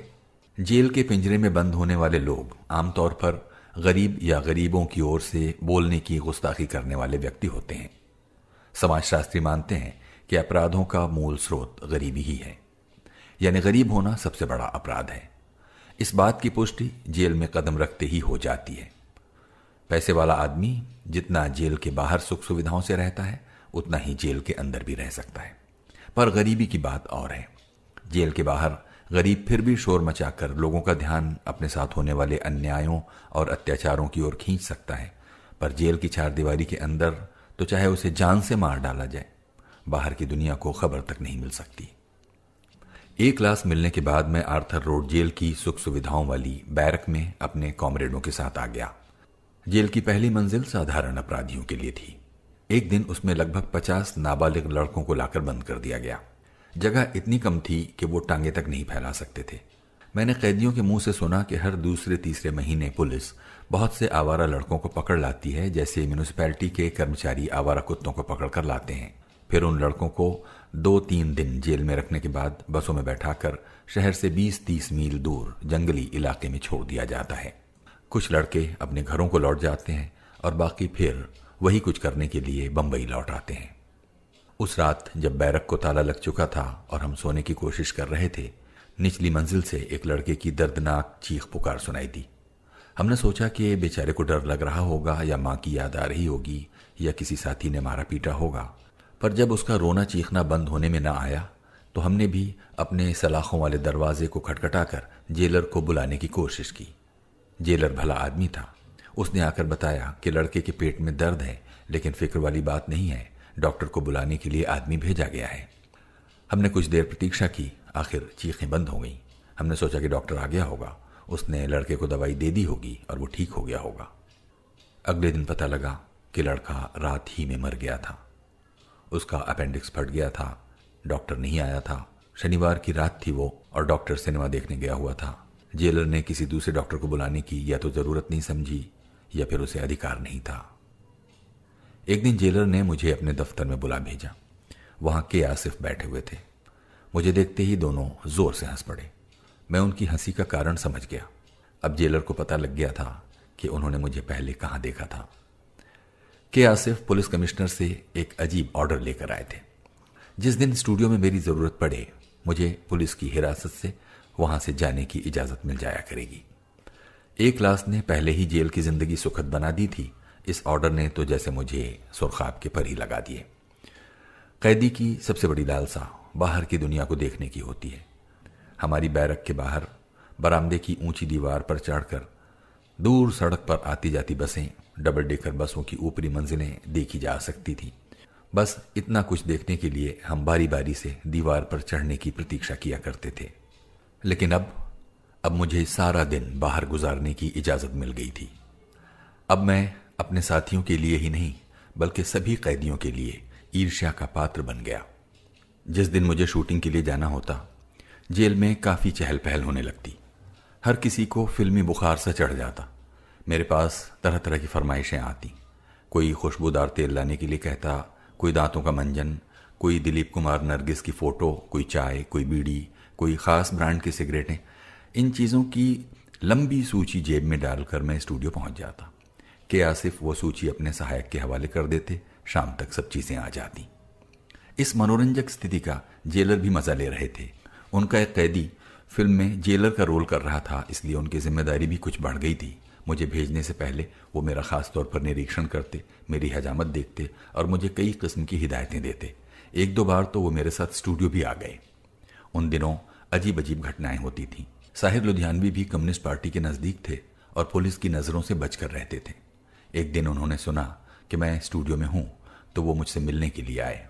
लेकिन ज्यों ही सेट पर एक पुलिस अफसर को टहलते हुए देखा, वो डर के मारे झट बाहर दौड़ गए। बाहर जाकर उन्हें पता लगा कि जिसे वो पुलिस अफसर समझ बैठे थे वो वास्तव में मैं था। पुलिस अफसर और जेलर की वर्दी एक जैसी होती है। सरकारी महकमों के तौर तरीके निराले होते हैं। शूटिंग वाले दिन पुलिस मुझे सुबह 6 बजे स्टूडियो ले आती थी। सरकारी महकमों के तौर तरीके निराले होते हैं। शूटिंग वाले दिन पुलिस मुझे सुबह 6 बजे ही स्टूडियो में ले आती थी, हालांकि शूटिंग 9 बजे शुरू होती थी। वो 3 घंटे बिताने बहुत मुश्किल हो जाते थे। स्टूडियो में कोई परिचित व्यक्ति नजर ना आता और अगर आता भी तो पुलिस के डर से नजदीक ना आता। उसी स्टूडियो में, आजकल उसका नाम रूप तारा है, राज कपूर अपनी फिल्म बरसात बना रहे थे। एक दिन मैं स्टूडियो पहुंचा तो सुबह की रोशनी होने ही लगी थी। राज कपूर रात की शिफ्ट खत्म करके घर जाने की तैयारी में थे। उनके बाकी साथी जा चुके थे। मुझे देखकर वो हमारे पास बेंच पर आ बैठे और कैंटीन के लड़के को चाय लाने के लिए कहा। पहले पहले मैं समझा कि उन्होंने ये हमदर्दी के तौर पर किया है, पर बाद में उनकी बातों से पता लगा कि वो हमदर्दी देने नहीं बल्कि लेने आए थे। उन्हें इस बात का कोई पता नहीं था कि मैं कहाँ से आ रहा था और मेरे साथी कौन थे। मेरे साथ एक पुलिस इंस्पेक्टर और 2 सिपाही स्टूडियो आते थे, जिन्होंने वर्दियों के बजाय सादे कपड़े पहने होते थे। राज कपूर का ख्याल था कि हम रात भर उनकी शूटिंग देखते रहे थे।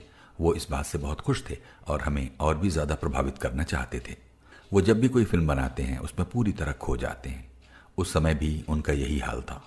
वो अपनी फिल्म की विशेषताओं और अपनी निजी उलझनों और परेशानियों की लंबी कहानी हमें सुनाते रहे। हालांकि रात भर शूटिंग करने के बाद वो बहुत थक गए थे। आखिर अपना दिल हल्का करके वो चले गए। उन्होंने मुझसे एक भी सवाल नहीं पूछा, जबकि उस दिन मुझे खुद किसी की हमदर्दी की जरूरत थी। मेरी पत्नी सख्त बीमार थी और मुझे पैरोल पर छोड़ने की इजाजत नहीं दी गई थी। मैंने बहुत ही वीरानी महसूस की। फिल्मी दुनिया में हर कोई अपने आप में लीन रहता है। उसी बात को ध्यान में रखकर अय्यूब और मेरे दूसरे दोस्त मुझे सलाह दिया करते थे कि काम न होने पर भी मुझे स्टूडियो के चक्कर लगाते रहना चाहिए ताकि मैं फिल्म निर्माताओं की नजर में रहूं। आज मैं दावे से कह सकता हूं कि उनकी सलाह बिल्कुल ठीक थी। हमारे निर्माता और निर्देशक प्यास लगने पर ही कुआं खोदते हैं। स्टारों के हाँ कहने पर ही किसी फिल्म के बनने की योजना हरकत में आती है। क्या पता कब हाँ हो जाए। इस हाँ की सूचना मिलते ही स्टूडियो में निर्माता का दफ्तर एक दरबार का रूप धारण कर लेता है। झटपट किस्मतों के फैसले होने शुरू हो जाते हैं। छोटे मोटे रोल के लिए उस समय जो भी मुर्गा अहाते में गर्दन उठाए घूम रहा हो फिट हो जाता है। एक बात और, फिल्म लाइन में सभी एक दूसरे का बुरा सोचते हैं। ऊपर से तो वो बेहद प्यार मोहब्बत से पेश आते हैं, पर मन में दूसरे की पूरी और हमेशा के लिए तबाही की कामना करते हैं। जो व्यक्ति उनकी नज़र से दूर हो जाए वो समझते हैं कि वो खत्म हो गया है। इससे उन्हें खुशी और तसल्ली मिलती है। फिल्मों में सफल होने की एक शर्त यह भी है कि दोस्तों और साथियों को ये खुशी और तसल्ली प्राप्त न होने दी जाए। उन दिनों मैं ये नहीं मानता था। मोटरसाइकिल होने पर भी बिना किसी काम से स्टूडियो के चक्कर लगाना मुझे पसंद नहीं था। मेरे लिए ये भूलना मुश्किल था कि मैं लंदन से एक अच्छी खासी नौकरी छोड़कर आया हूं और एक अमीर बाप का बेटा हूं। कहावत है ना, रस्सी जल गई पर बल न गया। जेल यात्रा ने मुझे अपनी इस गलती का आसानी से एहसास करा दिया। अगस्त का महीना था, मूसलाधार बारिश हो रही थी। हमेशा की तरह पुलिस की मोटर मुझे लेकर स्टूडियो के फाटक पर आ पहुंची। फिर से हॉर्न बजाने पर भी लाला ने फाटक न खोला। आखिर वो बारिश में भीगता हुआ बड़े गुस्से में हमारे पास आया। ओ तुम किस किस्म का इंसान है ओए? इधर इधर इतना फजर में आकर तुम किसका वास्ता हमारी गांव में ऊं देता है? उसने कहा। फाटक खोलो, ज्यादा बात से मतलब नहीं है, इंस्पेक्टर ने कड़क कर कहा। ओ कैसे खोलेगा फाटक? आज स्टूडियो बंद है। तुम फिल्म का आदमी है, फिर भी नहीं जानता नरगिस का अम्मा गुजर गया है? सुनकर मुझे सख्त सदमा हुआ, साथ ही हैरानी भी। अभी 2 हफ्ते पहले मैंने जद्दन बाई को अच्छी भली हालत में देखा था।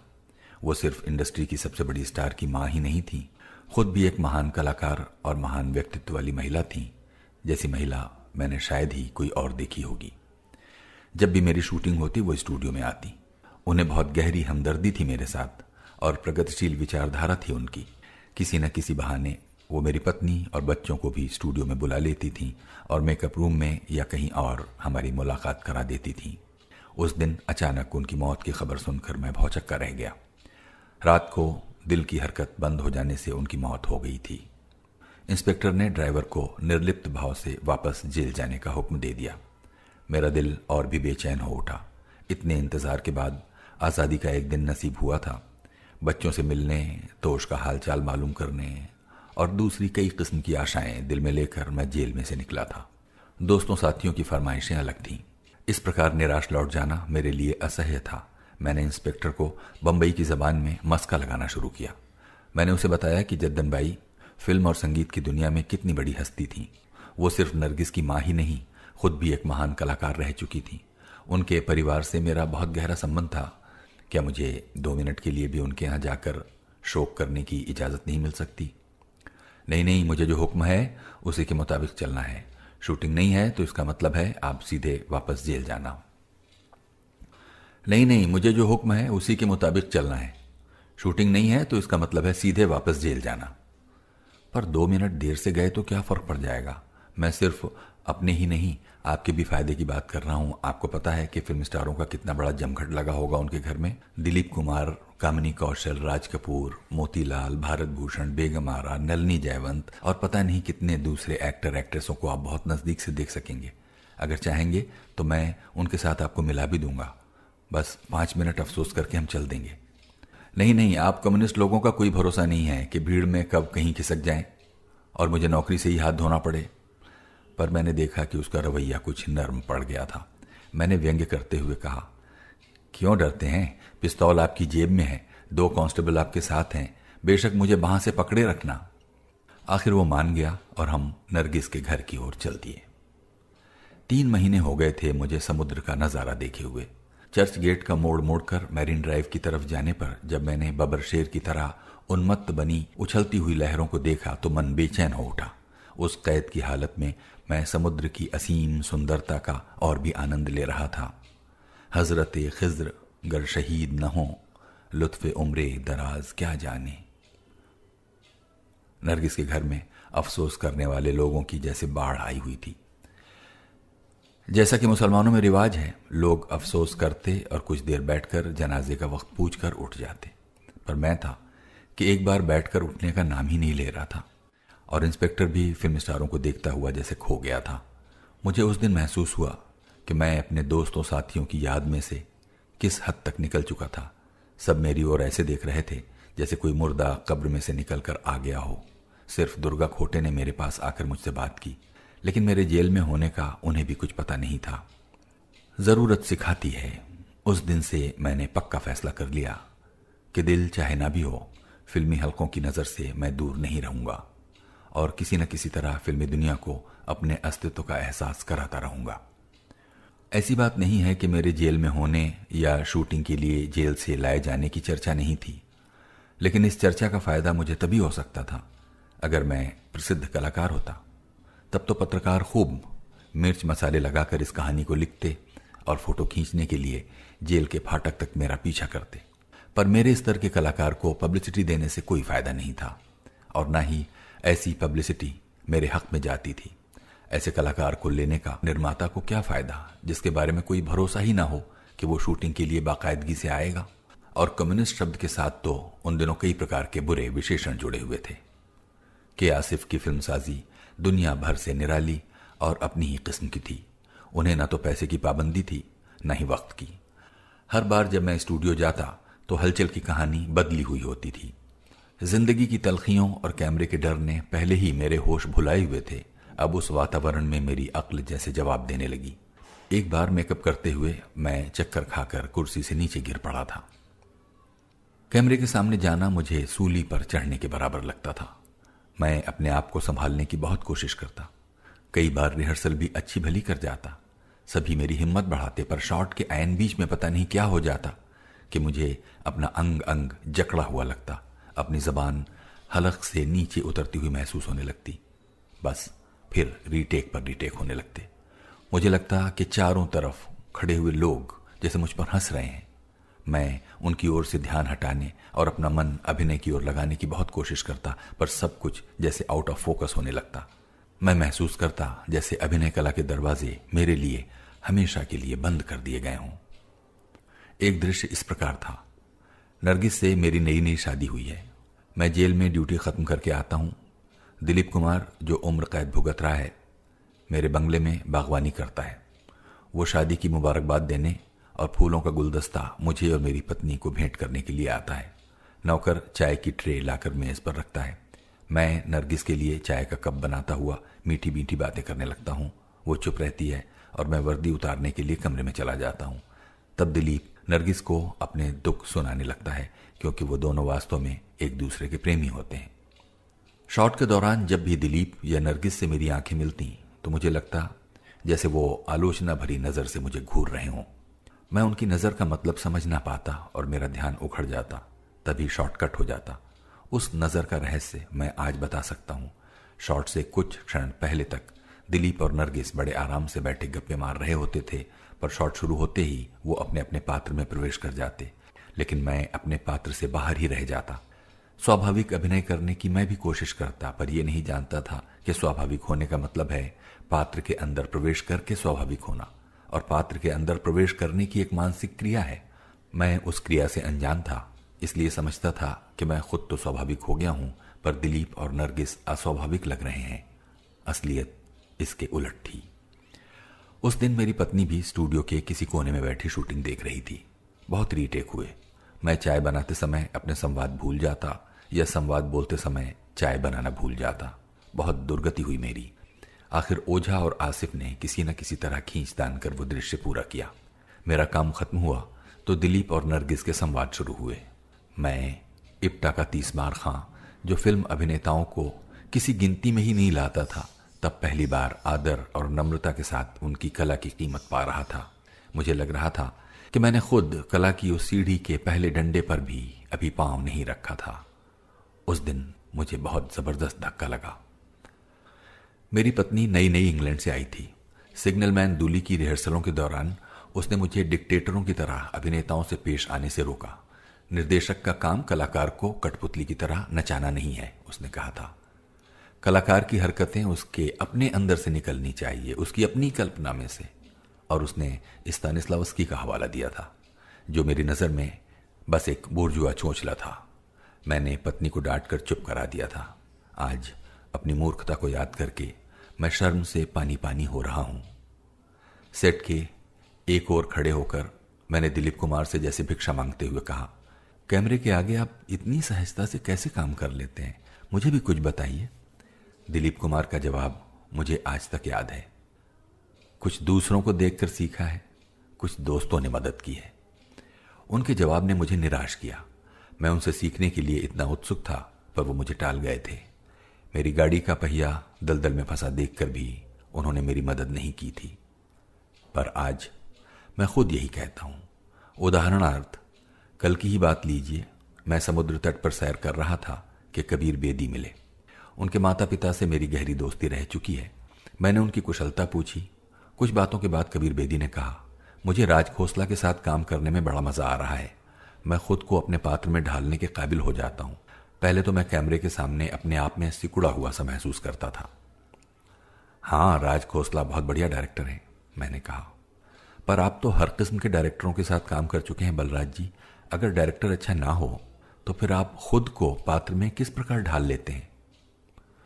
हाँ, डायरेक्टर अच्छा ना हो तो जान मुश्किल में फंस जाती है, मैंने बात खत्म करने के अंदाज में कहा। कबीर ने सोचा होगा कि मैं बात टाल गया हूं, पर मैं क्या करता। कला के बारे में बात करना सुई के छेद में से हाथी को निकालने जैसी बात है। जज्बे बेअख्तियारे शौक देखा चाहिए, दामने शमशीर से बाहर है दम शमशीर का। आखिर 6 महीने की कैद काट कर मैं शारीरिक और मानसिक दोनों तरह से थका हारा हुआ बाहर आया। जिन परिस्थितियों में मैं जेल से रिहा हुआ उनका जिक्र करने की यहां जरूरत नहीं है। बस इतना कहना काफी है कि मैं इप्टा के नाटक परिवार से भी टूट गया था, जो अजनबी शहर में मेरा एकमात्र सहारा था। इप्टा की नजरों में मैं देशद्रोही और गद्दार बनकर जेल से निकला था। उस परिवार में अब मेरे लिए कोई जगह नहीं थी। यद्यपि मेरा मन खुद को देशद्रोही और गद्दार मानने से इनकार कर रहा था, फिर भी इसमें शक नहीं कि मेरे हौसलों और उमंगों की कमानी हमेशा के लिए टूट गई थी। मुझे ऐसा लगता था जैसे मेरा अंदर खोखला हो चुका है और मैं जवानी में ही बूढ़ा हो गया हूं। हलचल की शूटिंग मेरे जेल से बाहर आने के बाद भी जारी रही।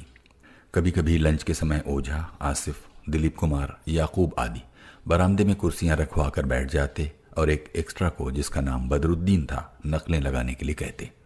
शराबी, जुआरी और सड़कों पर भीड़ इकट्ठी करके दवाइयां बेचने वाले की नकलें वो बहुत अच्छी तरह लगा लेता था। एक दिन मैंने अपने अंदर की सारी तलखी उसके सामने निकालते हुए कहा, तुम्हें यहां रोज के कितने पैसे मिलते हैं? 5 रुपए, पर उनमें से 1 रुपया सप्लायर ले जाता है। क्या इन 4 रुपयों में नकलें लगाकर दिखाने के पैसे भी शामिल हैं? नहीं जी, वो हैरानी से मेरी तरफ देखने लगा। तो फिर तुम्हें इनके सामने बंदरों की तरह हरकतें करते हुए शर्म नहीं आती? मैं जितने महीने जेल में रहा, मेरे किसी फिल्मी या गैर फिल्मी दोस्त ने मेरे परिवार की आर्थिक सहायता नहीं की थी, सो उस समय मैं अपनी तलखी बदरुद्दीन पर निकाल रहा था। आप ठीक कहते हैं साहब, पर क्या करें, बड़े लोगों को नाराज भी तो नहीं कर सकते, उसने कहा। मैं तुम्हारी काबिलियत के मुताबिक काम दिलाऊंगा, मैंने यूं ही गप हाँकी, बशर्ते कि तुम खुद अपने हुनर की कद्र करो। वो तुम्हारे इन तमाशबीनों की पहुंच के बाहर की चीज है। वही बदरुद्दीन एक्स्ट्रा बाद में जाकर कॉमेडियन जॉनी वॉकर के नाम से मशहूर हुआ।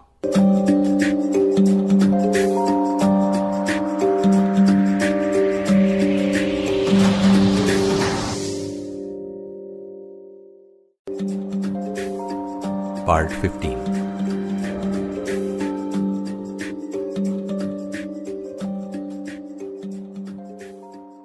हलचल में बड़े निर्माताओं और कलाकारों के साथ काम करने का मेरा पहला तजुर्बा था, जो कई प्रकार से बहुत शिक्षाप्रद भी था।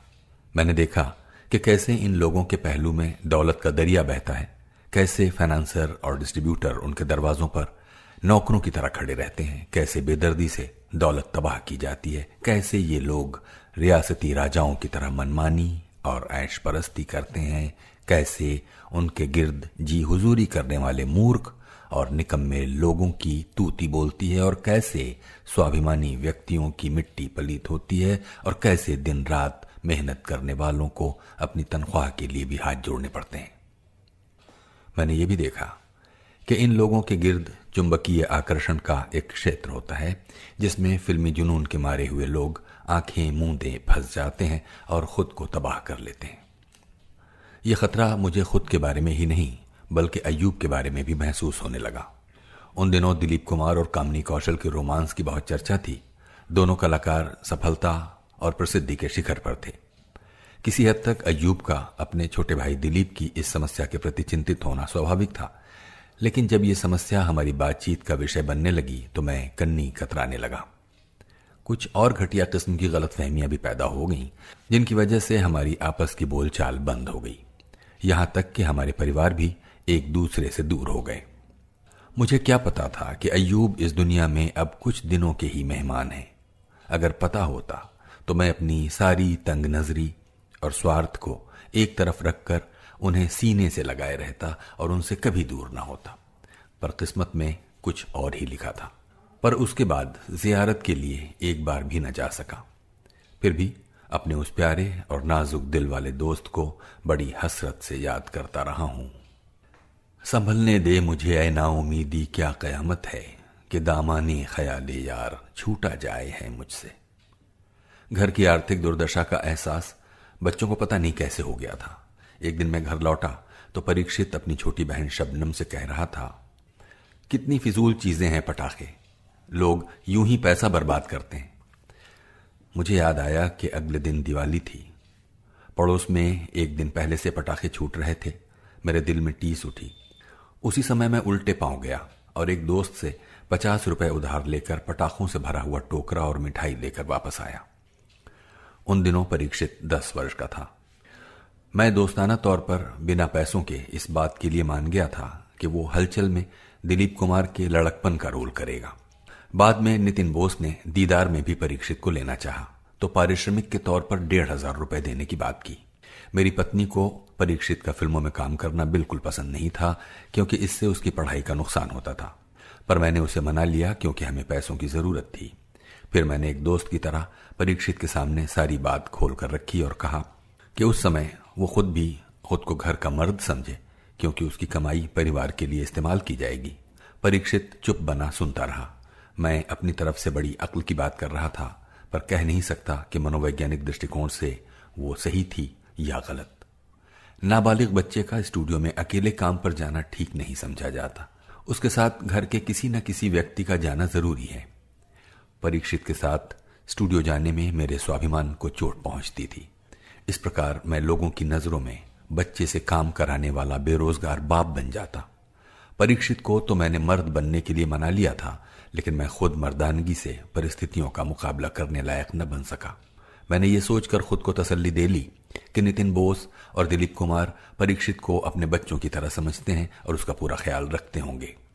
मैं ये भी देखता था कि स्टूडियो से लौटने पर परीक्षित हमेशा खुश नजर आता था। एक दिन मैं मोटरसाइकिल पर सेंट्रल स्टूडियो के सामने से गुजर रहा था कि परीक्षित से मिलने अंदर चला गया। बड़ा डरावना दृश्य था वो, जिसकी शूटिंग की जा रही थी। एकदम अंधेरी रात, आंधी तूफान, वीरान जंगल और परीक्षित एक बेसहारा मासूम बच्चे के रूप में भटक रहा है। वो चीखता चिल्लाता है पर उसकी कोई मदद के लिए नहीं आता। यकायक एक पेड़ की मोटी सी टहनी उसके ऊपर आकर गिरती है। लालटेन गिरकर बुझ जाती है, यानी बच्चा हमेशा के लिए अंधा हो गया है। दीदार बहुत कामयाब फिल्म बनी थी।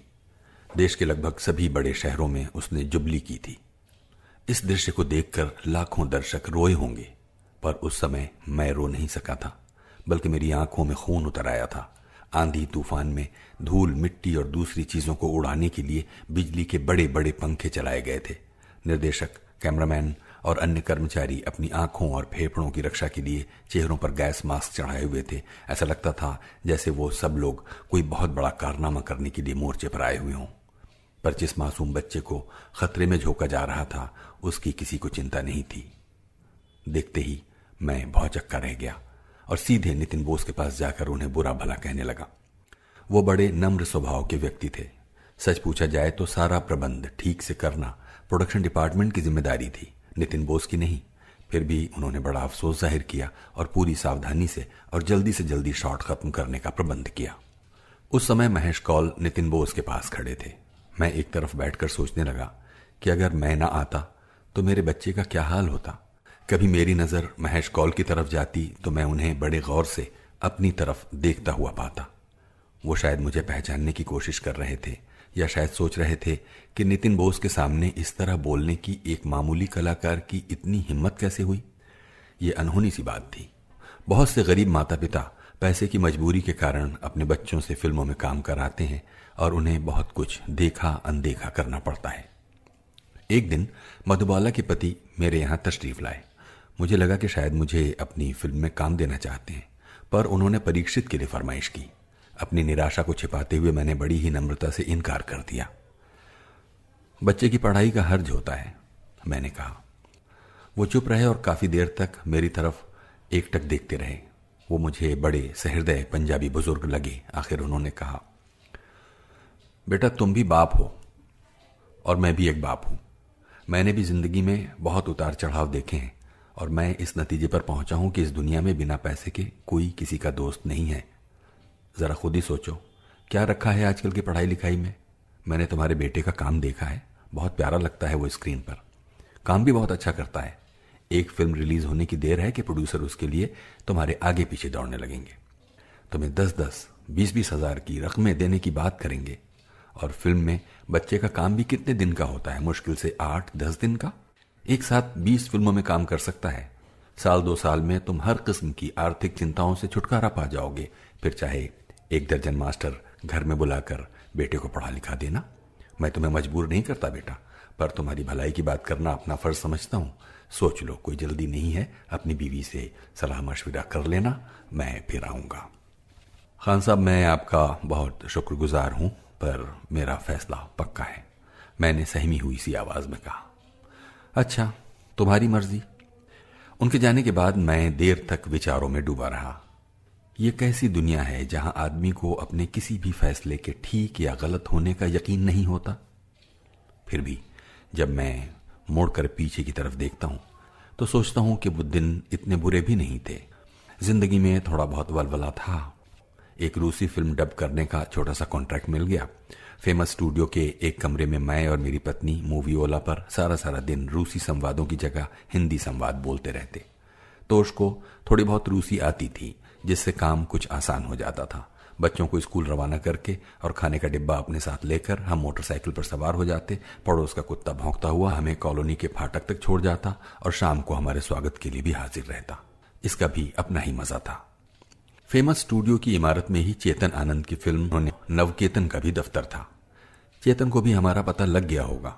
एक दिन उन्होंने मेरे सामने अपनी अगली फिल्म के लिए, जिसका निर्देशन गुरुदत्त करने वाले थे, पटकथा का संवाद लिखने का प्रस्ताव रखा और पारिश्रमिक के तौर पर 4,000 रुपए देने की बात की।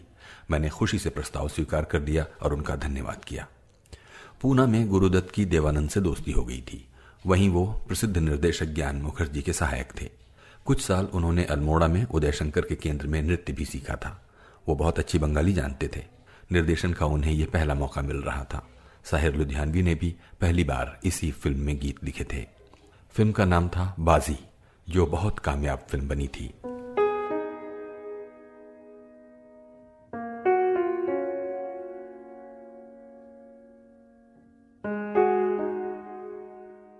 हिंदी फिल्मों में पटकथा संबंधी दृष्टिकोण बहुत मैकेनिकी किस्म का रहा है, जो कि विदेशी फिल्मों की बिल्कुल उलट है। विदेशी फिल्मों के टाइटलों में विशेष महत्व पटकथा और उसके लेखक को दिया जाता है। उसके नीचे छोटे अक्षरों में कहानी या उपन्यास और उसके लेखक का नाम दिया जाता है। पर हिंदी फिल्मों में विशेष महत्व कहानी को दिया जाता है। कहानी का चौकटा गढ़ लेने के बाद दृश्य लिखने को ही पटकथा का नाम दिया जाता है। और जब सारे दृश्य लिख लिए जाते हैं तो उसमें संवाद भर दिए जाते हैं। निर्माताओं को कहानी पर इतना भरोसा होता है कि दृश्य और संवाद कई बार सेट लगने वाले दिन तक लिखे ही नहीं जाते।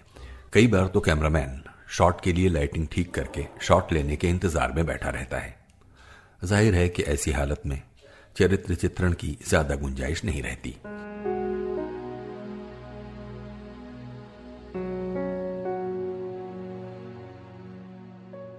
उन दिनों फिल्मिस्तान के प्रसिद्ध निर्माता शशधर मुखर्जी को बॉक्स ऑफिस का जादूगर माना जाता था। उनकी कोई फिल्म फेल नहीं होती थी। उनका फॉर्मूला था कि पटकथा को जानबूझकर बनावटी और कमजोर रखना चाहिए ताकि दर्शक गाने और नाच का बेसब्री से इंतजार करें। अगर दर्शक कहानी में ही खो गए तो नाच और गाने उन्हें फिजूल और उकताहट भरे लगेंगे, जो कि बॉक्स ऑफिस के दृष्टिकोण से ठीक नहीं है। हिंदी फिल्मों की कामयाबी की बुनियाद एक ही है और वो है गाने। गुरुदत्त इस फॉर्मूले की किस हद तक कायल थे मैं नहीं जानता था, पर इसमें शक नहीं कि नाच गानों में उनकी बहुत दिलचस्पी थी। पटकथा को वो उनके बाद ही महत्व देते थे। फिर उन्हें मुश्किल से निर्देशन का मौका मिला था और वो जल्दी से जल्दी सेट पर जाना चाहते थे। पर मेरा दृष्टिकोण कुछ और था। गुरुदत्त की कहानी, जिसके आधार पर मुझे पटकथा लिखनी थी, मुझे बहुत कच्ची और धुंधली लग रही थी। मैं पात्रों और परिस्थितियों को उन कद्र कीमत के अनुसार पेश करना चाहता था जो मैंने साहित्य और रंगमंच से सीखी थी। दृश्य और संवादों को अलग अलग करके लिखना मेरी नजर में बहुत गलती थी। पटकथा को मैं एक पौधे की तरह देखता था, जिसकी जड़ें, तना, टहनियां और पत्ते अपने सही क्रम में धीरे धीरे विकसित होते हैं। सो मैंने पूरी पटकथा लिखने के लिए 6 महीने मांगे। गुरुदत्त को मजबूर होकर 6 महीने इंतजार करना पड़ा। मैं चेतन का दोस्त था, इसलिए गुरुदत्त मुझ पर ऐतराज भी नहीं कर सकते थे। लेकिन वो मन ही मन में कुढ़ते जरूर थे। वो चाहते थे कि मैं फिल्म को एक बार फ्लोर पर ले जाने दूं, फिर चाहे लिखने में कितनी भी देर लगाऊं। पर मैं अपनी बात पर अड़ा रहा। मैं जानता था कि एक बार फिल्म की शूटिंग शुरू हो गई तो मैं परवश हो जाऊंगा। बड़े हंगामी दिन थे वो भी। किसी दृश्य के बारे में सोचते और बहस करते हुए हम कई रातें सड़कें नापने में बिता देते। कभी गुरुदत्त मेरे यहां आकर डेरा लगा देते, कभी मैं माटुंगा में उनके छोटे से फ्लैट में जाकर टिक जाता। उनकी माताजी मुझे बहुत प्यार करने लगी थी। उन दिनों लेखक निर्देशक जिया सरहदी मेरे पड़ोस के एक होटल में रहने लगे थे। हलचल के सेट पर मैं उन्हें देखा करता था। देखने में सुंदर थे और जबान के मीठे। उन दिनों वो के आसिफ की अगली फिल्म लिख रहे थे, पर आसिफ के साथ उनका कुछ मतभेद हो गया था। गुरुदत्त और मैं बाजी के क्लाइमेक्स पर बुरी तरह उलझे हुए थे। कई हफ्तों से कोई राह दिखाई नहीं दे रही थी। एक शाम हम जिया सरहदी के पास जा बैठे और उनकी सलाह मांगी। उन्होंने झट हमें क्लाइमेक्स सुझा दिया। सूझा उन्हें भी किसी पुरानी अमेरिकन फिल्म में से था, लेकिन हमारी कहानी के साथ फिट बैठता था। हम खुशी में छलांगे लगाने लगे। हमने चाहा कि कहीं से विस्की की बोतल लाएं और जश्न मनाएं, पर हम दोनों की जेबें खाली थीं। जिया की हालत तो हमसे भी खस्ता थी। बहुत अरसा पहले जिया ने मुझे इप्टा यानी इंडियन पीपल्स थिएटर के एक नाटक सड़क के किनारे में रोल करते देखा था। उस शाम उन्हें उस नाटक की याद आई। अगले दिन वो मुझसे जिक्र किए बिना के आसिफ वाली कहानी, जिसका नाम उन्होंने हम लोग रखा था, रंजीत मूवीटोन के मालिक सेठ चंदूलाल शाह को सुनाने चले गए। सेठ जी को कहानी बहुत पसंद आई और उन्होंने आसिफ को किसी न किसी तरह मनाकर वो उनसे खरीद ली। पर जब उन्हें यह पता लगा कि जिया ने जो रोल दिलीप कुमार के लिए रखा था वो मुझ जैसे गुमनाम बल्कि बदनाम अभिनेता से करवाना चाहते हैं, तो वो गहरी सोच में पड़ गए। और जब उन्होंने मुझे प्रत्यक्ष रूप में देखा, तब तो जैसे उनका दिल ही बैठ गया।